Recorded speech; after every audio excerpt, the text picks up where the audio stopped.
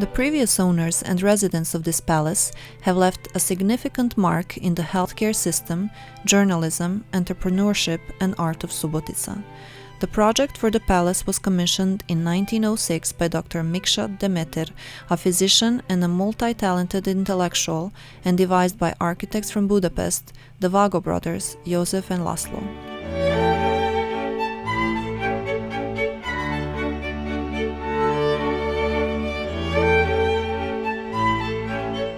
The Dömötör Palace was one of the first tenement palaces with geometric elements of the Vienna Secession in Subotica. The Miksa Dömötör tenement palace is a remarkable combination of a functional but artistically designed space which had all the available comforts of its time. On ground floor, to the right of the entryway, there were 2 shops and behind them a press. To the left of the entrance was the owner's luxurious 5-room apartment and the doctor's office, while 2 similar apartments were available for rent upstairs. Miksa Dömötör was the palace's owner until 1910.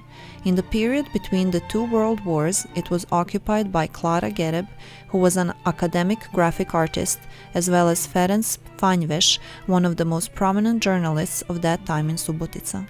The edifice then housed the redaction of the journal Bácsmegyei Napló, as well as the printing house Minerva Ltd., which continued to do business at the same location until 2008, when, upon the building's renovation, it became the new residence of the Municipal Museum of Subotica by the decision of the local authorities.